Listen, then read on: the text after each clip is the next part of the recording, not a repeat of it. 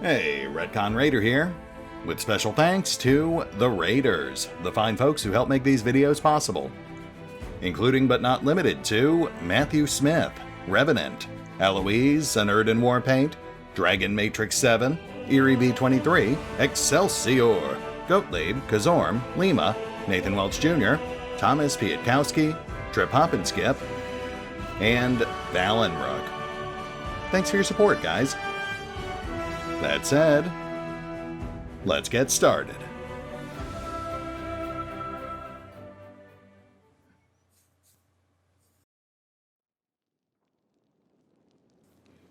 And welcome back to Pathfinder, Wrath of the Righteous. As we tie up the last few loose ends around Dresden and then hopefully get back out in the field. I believe we've got our sights set on Molten Scar today, at least. That's what I've got written in my notes here. That is, of course, where mysterious attacks have supposedly been coming from. Though I don't think we've actually seen any events tied to Molten Scar. But that said, we need to get some rest. That should reset our spell slots. Then we'll go have a chat with Sosiel in the graveyard, and then we'll head out to the world map. Let's get to it. I'm trying to discover even the slightest flaw in you, Lady Camellia, but I cannot. Confess now, you must have one imperfection? Just the one, but I take great pains to conceal it, Count. Perhaps we should take a walk together sometime, and I shall tell you about it. Away from listening ears. Yeah, I might recommend against that, Daeran. Also, Cam, Daeran is our primary healer. So, you know, just saying.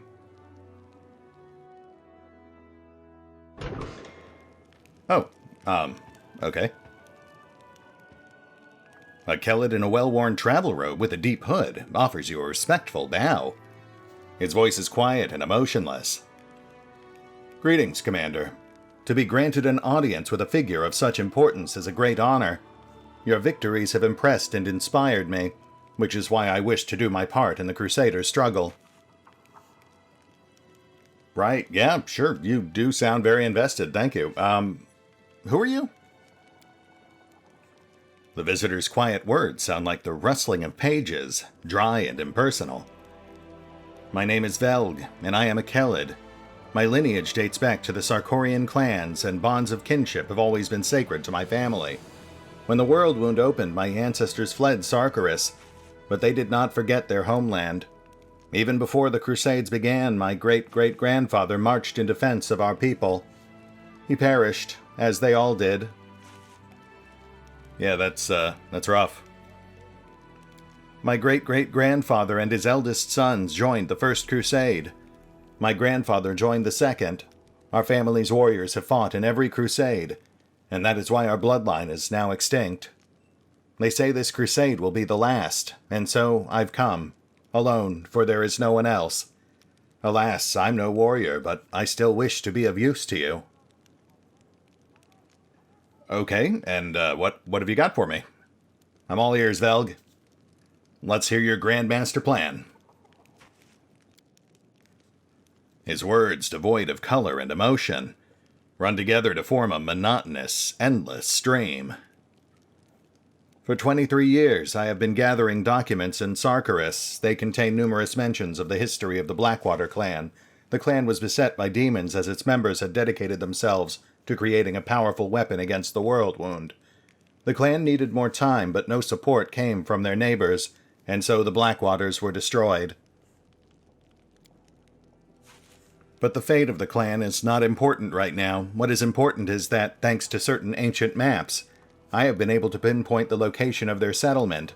If you go there, you'll be able to verify my findings, and if you happen to find a weapon that will help you fight the demons, it will bring me satisfaction and pride. My life will have purpose. Right, a weapon. I heard that part. What kind of weapon are we talking about here? My thoughts on this matter are pure speculation. Perhaps it was a blade that could cut down even a demon lord, or an artifact that could call upon an endless host of spirits. or a circlet that could reverse the flow of time or erase the planar invaders from reality. The Blackwater clan operated in secrecy to protect their work from spies, unfortunately an ever-present concern, and to avoid drawing the demon's attention before the time was right. Yeah, that really helps narrow it down, thank you. I gotta say, Velg, you have a very unique way of expressing yourself. His pale, expressionless face twists into a poor approximation of an apologetic smile. I am a scholar. I know how to speak through manuscripts and prefer to express my thoughts using my quill instead of my tongue. Social interaction is not my area of expertise, so I ask for your understanding when it comes to my rather rudimentary communication skills. Cool, thanks. Okay, well, Velg, I appreciate you bringing this to me. I will certainly look into it. Thanks. He bows deeply. It pleases me to be of use to you. Does it?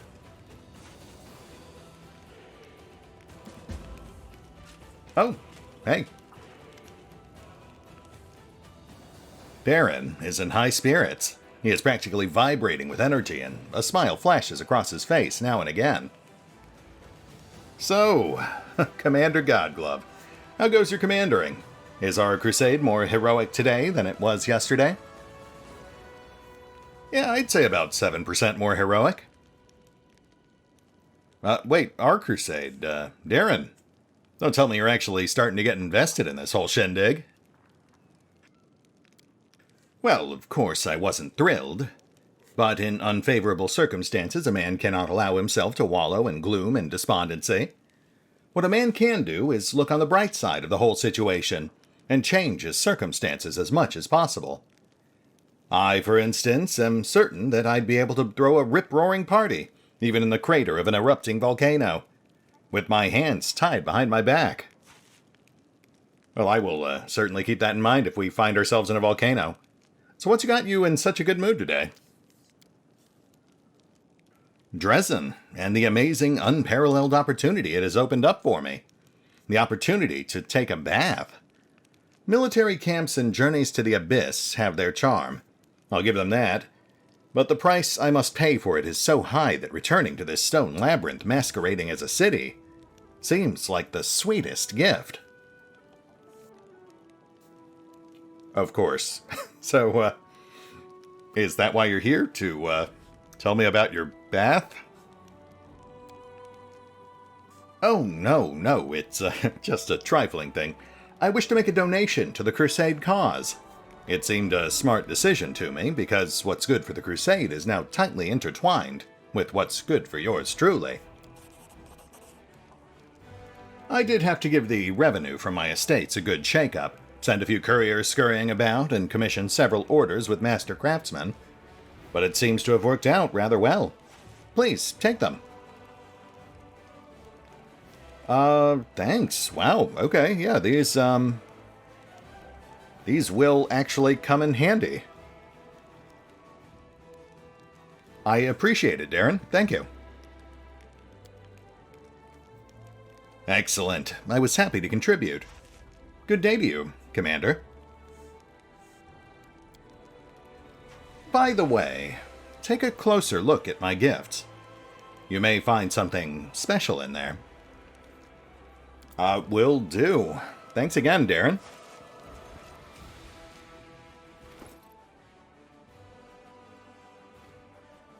Oh yeah, look at that. Daeran's gift.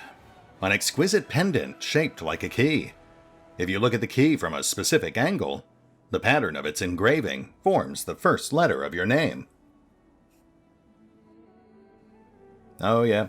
Well, I mean, it's sheer coincidence, of course, but I can actually kind of see a V right there in what looks to be like the heart-shaped segment. And, of course, I'll bet this is for the mysterious secret compartment in the fireplace of his mother's room. I do remember making note of that back when we were at Heaven's Edge. So I guess we'll have to check that out next time we happen to be in the area. And the Ring of the Procrastinator. The wearer of this ring becomes staggered the first round of combat. For the same round, he gains resistance 15 to all elements, spell resistance 25, 10 DR, and immunity to critical hits. Which, under normal circumstances, wouldn't be great, because you don't want to be staggered, but in Daeran's case, he is automatically staggered, so I don't think he can be more staggered. Much as he just said, because the interests of the Crusade and the interests of the party are his own now, this is very clearly an item for himself, which will, in fact, make him much safer during that first round of combat.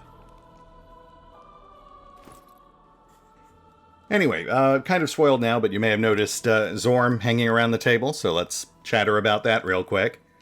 Basically, with our party being shaken up a bit with Waljif's return and Lan's exit, I did kind of want to keep Zorm in the party, and my original plan was actually to slap him on Daeran using second mystery nature, but it turns out that's restricted to horses and wolves. So I went with my backup plan, which was to simply respec Regil from Fearsome Leader into Beast Rider. I mean, let's be honest here, as serviceable as Rule of Law was as a mount, there's a lot to be said for a gnome Hell Knight riding around on a raptor, or anyone riding around on a raptor for that matter. So I feel like that's an overall upgrade. It does mean that Zorm is one level lower than he was previously, because, of course, Regil is pretty heavily multi-classed at this point. But it did give me a chance to rebuild Zorm from the ground up, and this time we really leaned into the persuasion, intimidation angle. Turns out he can even wear Regil's Gloves of the Oppressor, which is interesting. I guess they both have the same glove size. And, yeah, we've gone pretty all out with that. He won't be able to pick up Dread Carnage until level 15. But he's in pretty good shape. He can still pounce. He's still got like 5 attacks around. Not to mention, of course, now he can intimidate foes. And we'll probably be leaning him into Shatter Defenses by 13, I think. Though I would like to work Precise Strike in there somewhere as well, if I can. We'll figure something out. And of course, now that Regil is no longer invested in Fearsome Leader, I've done some slight retuning here as well. I dropped his intimidation stuff, and instead focused him on grabbing Shatter Defenses immediately. The idea being that Zorm will intimidate for him, as will Vex, once Vex is into Mythic Intimidation. At which point, Regil should theoretically be able to immediately take advantage of it. Though I may still end up investing him in Intimidation as well. It was just a lower priority with the new builds. Aside from that, Beast Rider is slightly more focused on charge abilities. And I also switched him off to Order of the Cockatrice rather than Order of the Sword. A bit of an odd fit for Regil. And I will admit it is somewhat problematic because the way it changes his challenge ability makes it completely useless for a mounted character. At least based on the exact wording that I'm seeing here. But on the bright side, it does pull us Dazzling Display for free, which was important for picking up Shatter Defenses immediately. And it does net him some other interesting bonuses. For example, while he's not yet set up to intimidate people personally, he does still gain a +2 bonus to attack intimidated targets. And then he's also got Steel Glory, which is yet another means of free attacks when an ally crits. I am curious to see if that stacks with Outflank. I did pick up Ever Ready as one of his mythic abilities, so he does have 3 attacks of opportunity to play with. Currently at +3 to hit per. Not bad.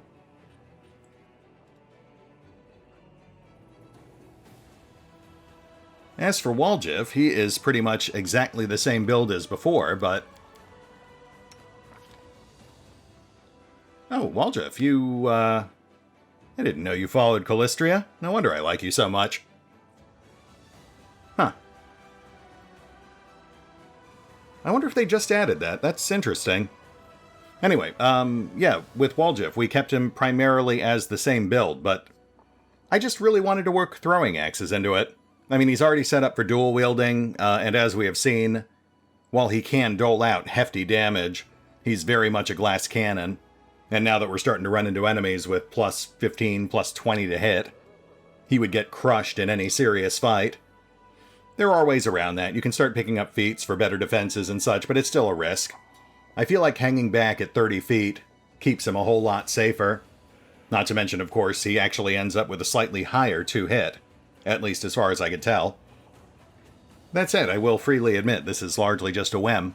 I know we're coming up on a pair of really nice +4 throwing axes that I have not been able to make use of in my previous test runs, so I just really wanted an excuse to use them, and Woljif seemed to fit the bill, as far as someone who could use them at least halfway passably. And you know, when I think halfway passable, I think Woljif. Oh, also, you may be wondering why he has 1 level of Demon Slayer. That was because he needed to be proficient with martial weapons to actually wield these things. So I figured, why not? That also nets him +2 to hit and damage against all demons. And given that the dude is currently being stalked by a giant killer demon, I figured it might be somewhat in character for him to make at least a token effort to figure out how to kill those things.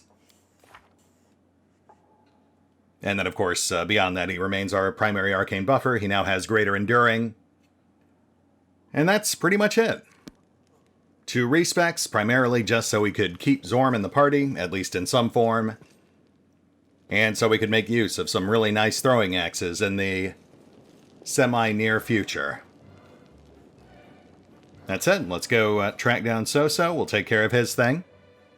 Then we'll finish last-minute prep and head towards Molten Scar.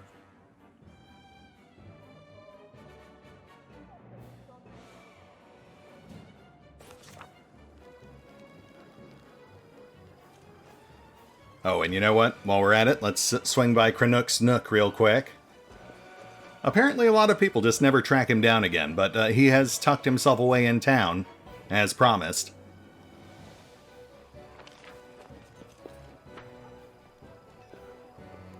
I will say, I'm not sure tucking himself over here by Cam is the best idea, but we did find him wandering around by his lonesome in the World Wound, so I guess he can take care of himself.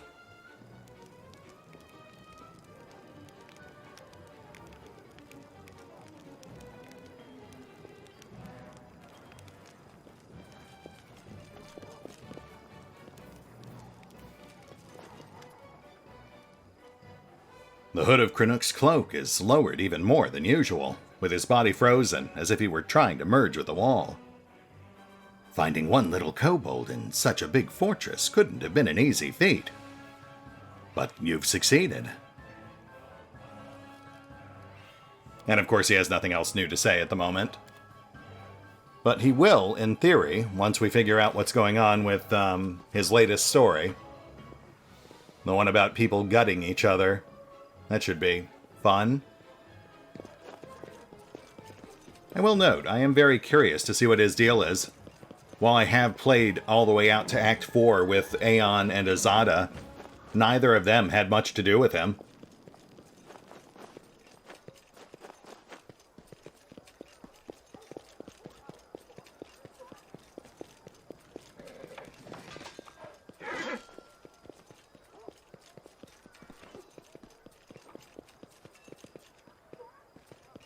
Oh, Soso's not here yet.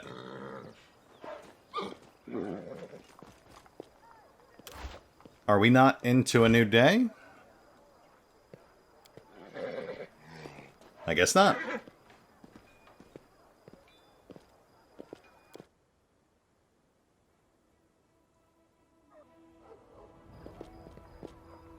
Hey, there we go.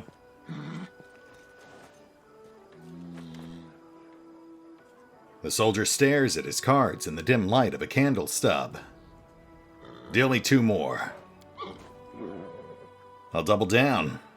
Coins clink as they land on the barrel. Deal me another one. What? Another one? Are you bluffing, you little shit? Wait until we lay down our cards, and you'll see if I'm bluffing. You don't immediately recognize Sosiel's voice. In battle, he is quiet and composed. but now you can hear furious, passionate excitement in his words. Fine, you scumbag, I call. Deal me another as well. Excitement, passion, and tension seem to hang over the improvised table. It feels like lightning is about to strike. I think we'll hang back, see what's in the cards. Damn, I'm out. The soldier angrily throws his cards on the barrel. Go on then, show us what you've got. Read them and weep. Sosiel reveals his cards with a gloating laugh. Nothing but junk. I knew it. You holier-than-thou types can't bluff. I was, and you fell for it. With this, Sosiel slams a card on each of the soldiers' shoulders like epaulettes, and places the rest of the cards on top of his opponent's head. That's not weird. Now you've done it, you... The soldier grabs Sosiel by the collar, and the cleric immediately raises his fist as if he expected it. At this point, one of the other players spots you in the shadows. Hey, there's someone over there. We've been caught. The jig's up. Let's bail. The candle stub is snuffed out. The cards are scattered into the mud. After a moment, only the embarrassed Sosiel remains. What are you doing here? His voice no longer holds excitement. We did nothing wrong. Well, tempers flared a bit, but that usually doesn't happen, I swear it. Yeah, I was just, walking by, and I happened to see you getting ready to deck that guy. Everything okay, So-So? Thank you. I'm touched, really. But I'm perfectly fine. I was just making sure no one else got into trouble.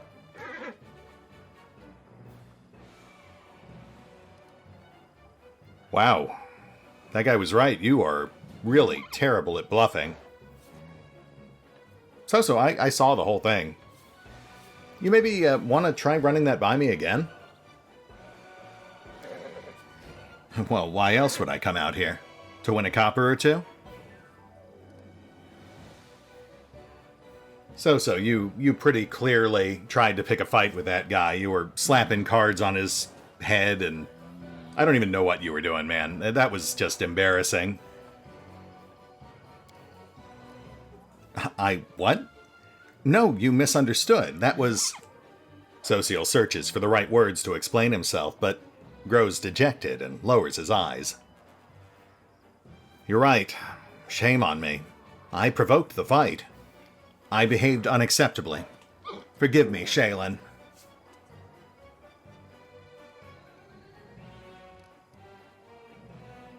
I mean, look, So, I'm not trying to come down on you here, buddy. We all have our own ways to unwind. I'm just a little concerned is all. It's not a healthy outlet if you have to lie to yourself about it after.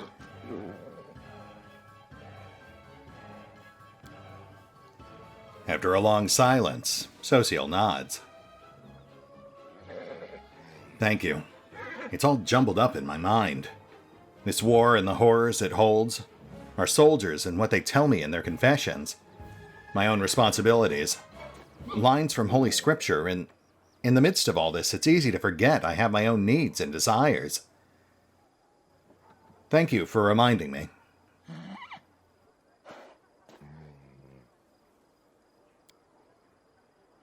The cleric picks up a dirty playing card and twirls it in his fingers. I will not come here again. Please, don't forbid these games. Things here are mostly civil, I swear, aside from the rare, heated argument. I'll be honest, I'll miss playing cards.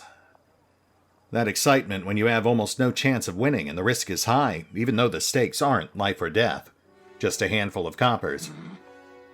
But I'll try to find a less destructive outlet. Perhaps I'll speak to Irabeth and ask her to play chess with me. I wonder what will come of it. Sosiel smiles. Thank you for helping me clear my mind. Good night. Well, I mean, So, I didn't say you had to stop playing cards. You just kind of decided that yourself, but okay. Staunton, buddy. What's up? Still dead? That's cool. That is interesting, though. So, you know, he comes across as, like, bland but charming. But he's got a lot of concealed turmoil just behind that. I do feel for the guy. That said, let's hit the pause button for now. I'm going to go do final prep for our outing, but I think we're about ready to hit the field. A bit later in the episode than I had expected, but we still got there. We'll be right back.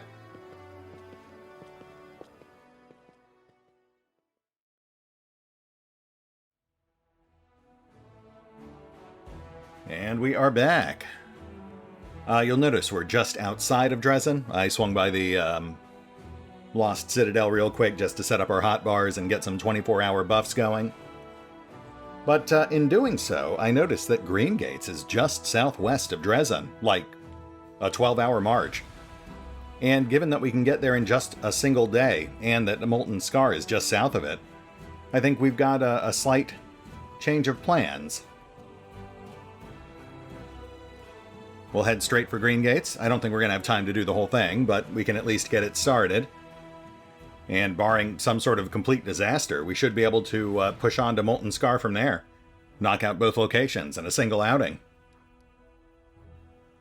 Let's see how it goes.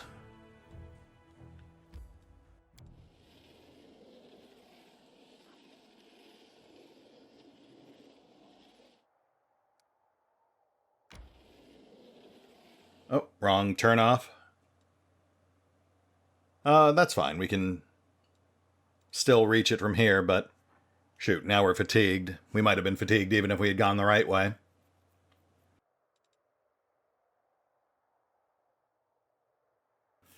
Alright, well, if we are going to rest, then we should knock out our Crusade stuff for the day.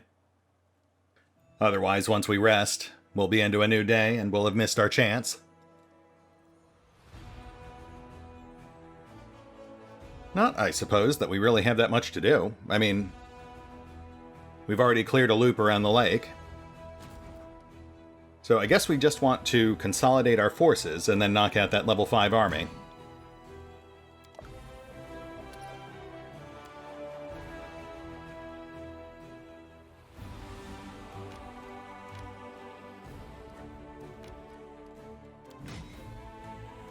We'll also do some slight rearranging here. Setsuna Shai will take over as our primary defensive general.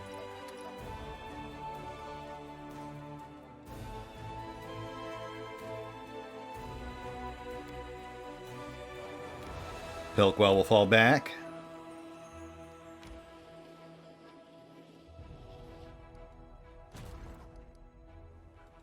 And I guess Setsuna will just chill out towards the middle here somewhere. He'll obviously have to move around anyway, depending on where the next enemy incursion comes from. And now we'll just knock these guys out. After that, we'll probably just fill in some paths or something. We're still recovering spell points, so not much reason to overextend ourselves.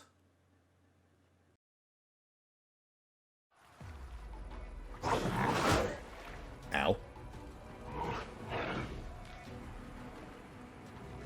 So we regain about 30 spell points a day. That's not bad.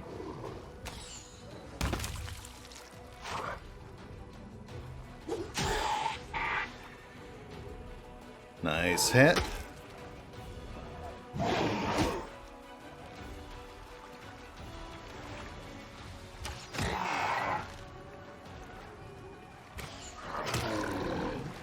Yeah, we're in no real danger here.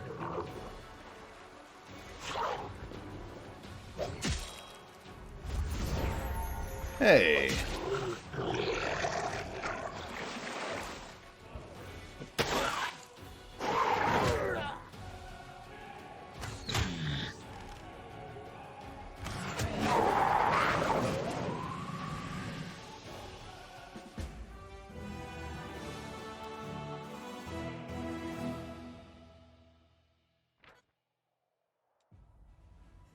It looks like the commander of this unit must have taken part in the attack on Canabris.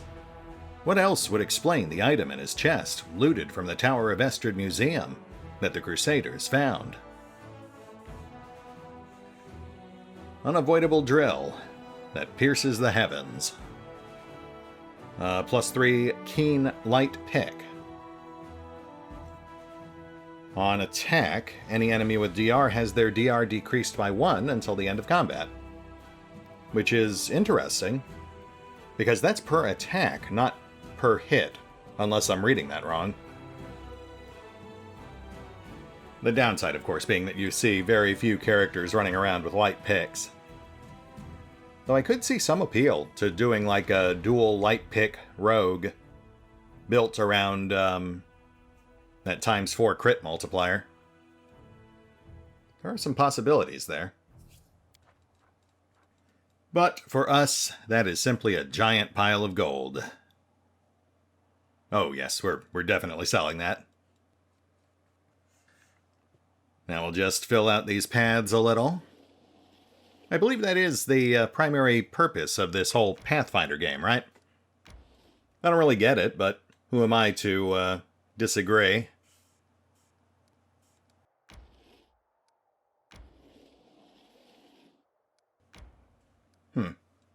I wonder what the purpose of this little detour here is. It seems very conspicuous. Anyway, I figure we'll just have them bank spell points for a day or two. Then we'll start clearing out the Petrified Woods. Oh, and then this army. Yeah, I believe that is the army that wiped us, so best to keep our distance from that one for a while.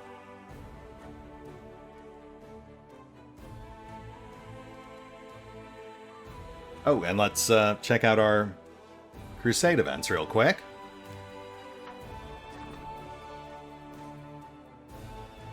Looks like Sosiel's ready for augmenting. That's fun.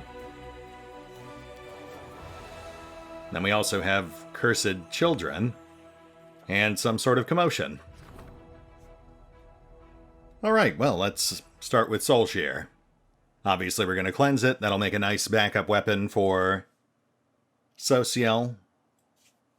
It'll be a basic +4 adamantine glaive.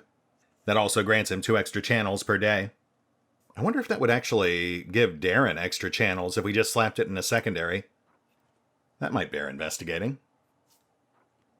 And then our other options were to leave it as is, in which case, why did you spend resources processing it? Because I don't think that made it any stronger than it already was. Or to charm Sosiel, in which case it grants a flat +3 bonus on savings throws and on CMD. Not the most exciting bonuses, but certainly not bad. We, however, will stick with the healing. It just feels like the most practical choice. The fall of Staunton Vane is a tragedy and a disgraceful page in the history of the Crusades.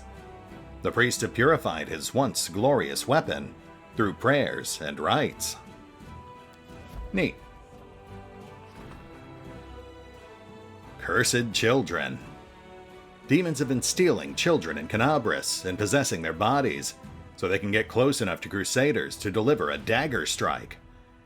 The officers are asking how they should proceed when encountering the possessed.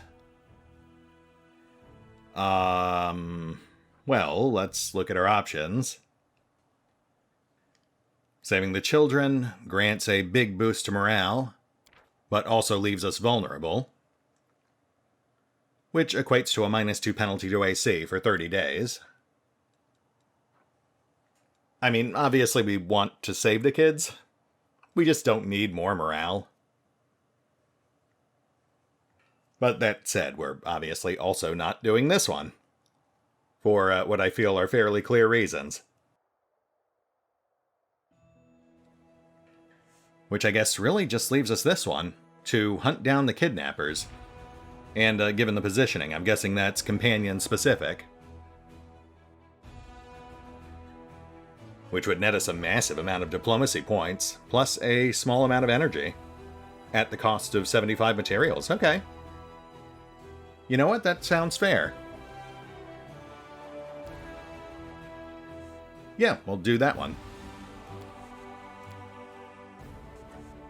Lan is willing to select a number of fighters who will track down and slay the kidnappers. Should they succeed, the nation will applaud them, and Mendevian clerics will offer a solemn prayer for their protectors. Oh, nice. So that's a Lan thing. Cool. You know what? That actually helps explain his sudden absence in our party loadout. We'll just imagine that this whole thing with the possessed kids started right before we left town, and he volunteered to stay behind and arrange the rescue efforts. But then he also lent us Zorm, so Lan is still here in spirit.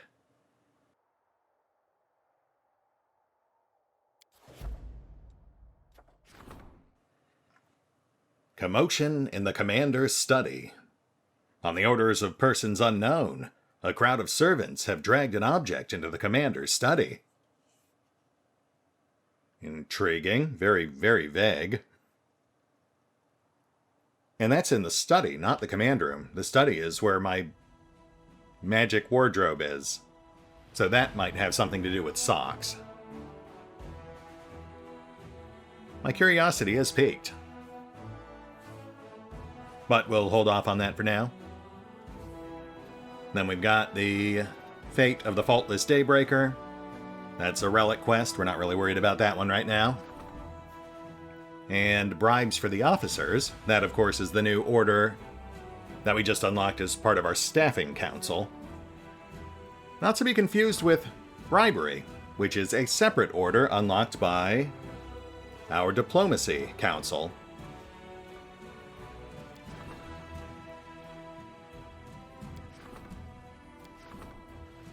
Oh, and then strengthening diplomatic connections. That's an upgrade order. Wow, look at that. We actually already have enough diplomacy points to hit rank 3. Okay. Yeah. Let's get that going. Then once that's done, we'll have a new meeting of the Diplomacy Council waiting for us when we get back to Dresden again, which will in turn unlock yet another bonus.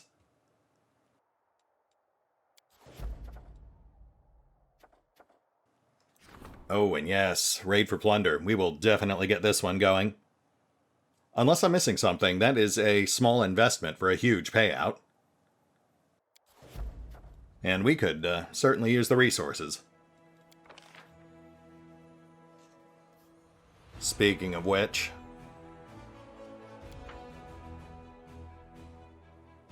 yeah, we already set up one resource gathering outpost. Let's do 2 more. We'll burn some cash.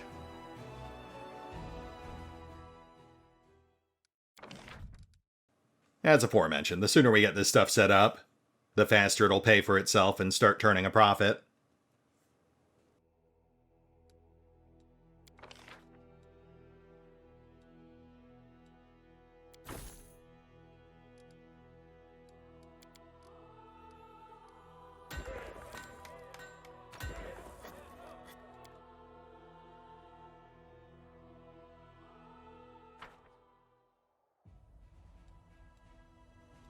And one more.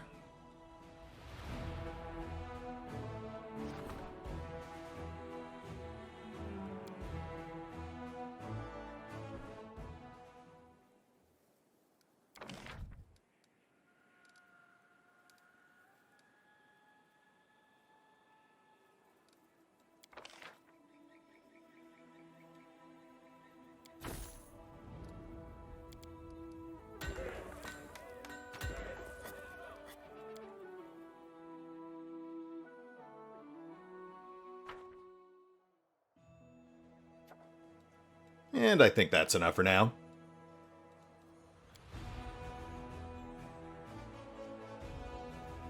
Alright, let's get some rest, and then we can finally check out Green Gates. We are coming up on time, so we'll pop in, poke around a bit just to trigger whatever special dialogue Aru has. But we'll save the real dungeon crawling for next time.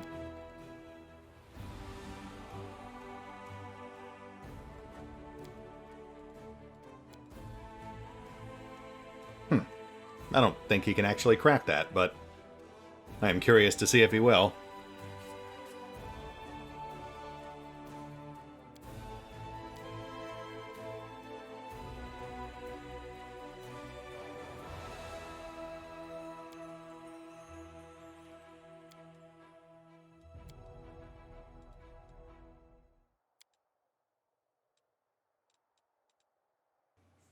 Oh, let's do up a more adventurous meal as well. Do we have anything combat-oriented?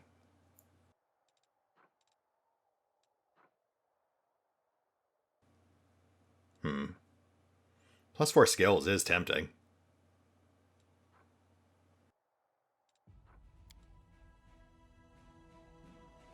No, let's go for the +1 attack. I feel like this is a combat mission.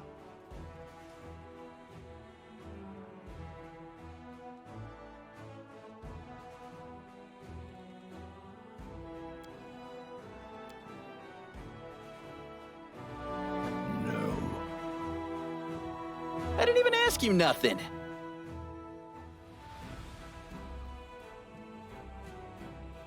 Hey. Peel off cursed, but scroll not scribed. Fair enough.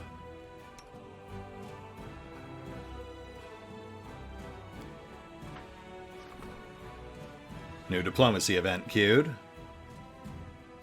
And an odd supplicant. Some strange drunkard is claiming that the commander is obliged, yes, obliged, to grant him an audience. We've been gone for 1 day.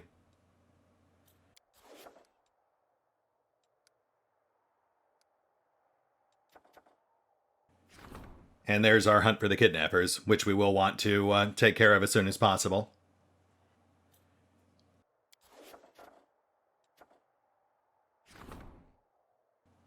And why not? We'll also get this thing going. That'll give us more mats and slightly less finances.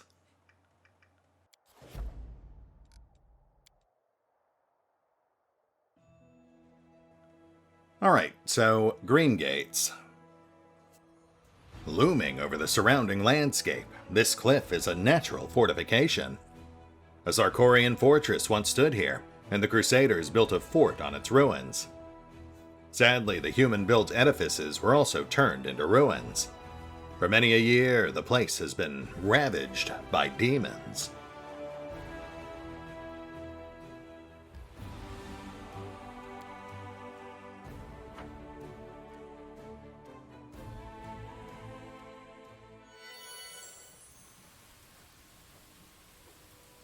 And saddle up. We'll get the rest of our buffs set up between episodes. Tell me, and I'll do it. But how do we talk to...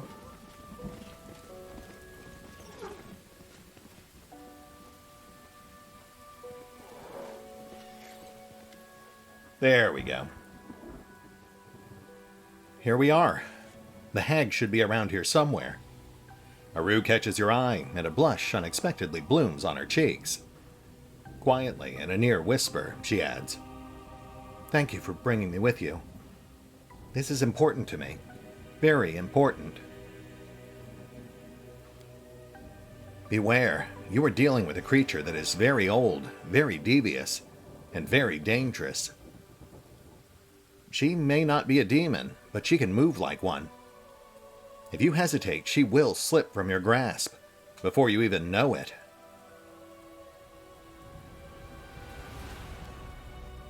Fortunately, there is a relic of Desna in this very fortress, the Bell of Mercy. It will help catch the hag, like a cat in a mousetrap. No, wait, you don't say that, do you? Like a mouse in a cat trap? Never mind. What matters is that you must catch her. Hey, doesn't this sound like we're getting mixed up in something that's really got nothing to do with us? There's some ruins and some bell and some hideous beast, maybe more than one, and we could die over this, over nothing. And then what are people going to say about me once I'm dead, eh? Walgif, the idiot who tried to swipe a rusty old bell? Now that's just shameful. Well, what if I were to tell you that I once read a dusty old tome that said there was treasure somewhere in these ruins? That the army's coffers were left behind when the Crusaders beat their retreat from here. Untold riches, half a year's salary for thousands of warriors. Let's say that I knew where to find this hoard. What do you think? Would it be worth your while venturing into these ruins for a cut of, say, 25% of the loot? What's that now? I think I heard 25, but I'm sure what you meant to say was 40. If that's the case, then I'm in. Waldjif's eyes are gleaming greedily. So, how much gold do you reckon is in there? Roughly. How should I know? It was a hypothetical question. Why on earth would an army abandon their coffers full of gold here? I'd wager that the most we, the daring treasure hunters, can expect is a handful of coins from a soldier's hidden stash. But 30% of those coins are yours. I am a man of my word, after all. Thanks for that, Daeran. I mean, I guess he did get Waldjif to agree to go in there, sort of. But Waldjif is also chaotic, so that doesn't really bind him to anything. I do like that, though. That I've never seen that interaction before because I've never had quite this combination of characters. I am looking forward to seeing more interactions that I wouldn't normally see. Waldjif and Aru, Regil, and pretty much everyone else in this current party. It should be fun. So, Aru, what can you tell me about this hag? Jeronika? Did you know that there are different kinds of hags? Jeronika is one of the most terrifying types, an anise hag. This flesh-eater possesses frightening, evil magic powers. She is not a demon, but she is far more cunning than many inhabitants of the Abyss. Don't listen to her rigmarole, and don't believe her evasions. Just grab her, put a knife to her throat, and demand straight answers. Yeah, I think I can manage that. And don't forget, like demons, she can travel huge distances using magic. But the sound of the bell will stop her from slipping away. Interesting. So that makes it sound like this bell would have similar powers to the Sword of Valor. Aru, what can you tell me about this bell? It is an ancient relic of Desna. The Crusaders brought it here when there was still hope that Sarkarus could be retaken easily. Then the world wound expanded and the Crusaders were forced to retreat, leaving the bell behind. The demons tried to corrupt it or destroy it, but they couldn't. The bell burned them when they touched it. They managed to rip the bell's clapper from it, but they didn't take it far. Look for it. It should be around here somewhere. It is somewhat peculiar that you know that specific detail, Aru. Desna imbued the bell with powerful protective magic. If you strike it, all demons and their ilk inside the fortress will be unable to move. If the hag cannot move, she will not be able to evade you. Oh, okay, so it actually immobilizes them and requires activation, so that is significantly different than the banner. I'm sorry, Aru, I've got to ask, how do you know all this? We know each other of old.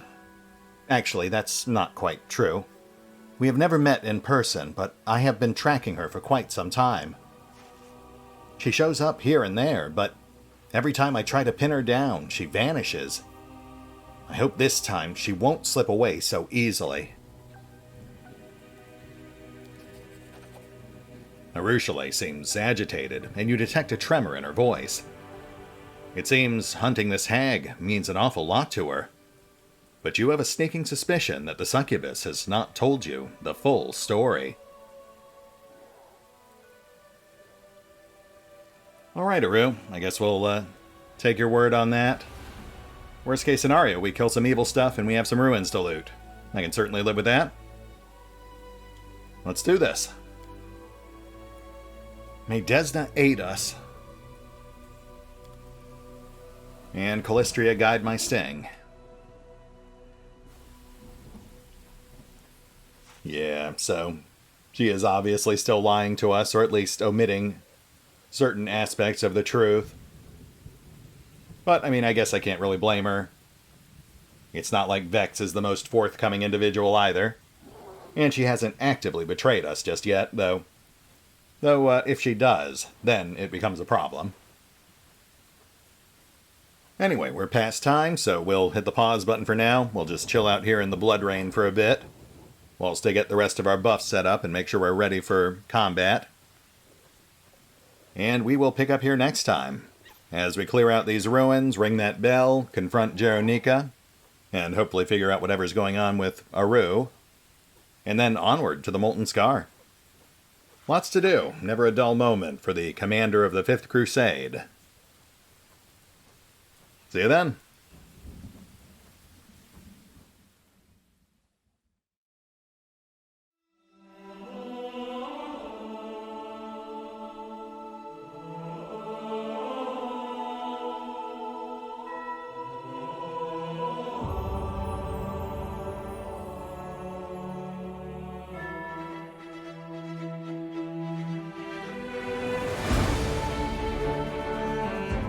Oh, and remember, although I do love playing Pathfinder, Wrath of the Righteous, you can find out more about the game by visiting the official website, the official social media feeds, or the official store pages. And if you'd like to help support the channel, then feel free to push the buttons that do the things, or maybe even check out the Patreon. Links are in the description. I didn't even ask you nothing.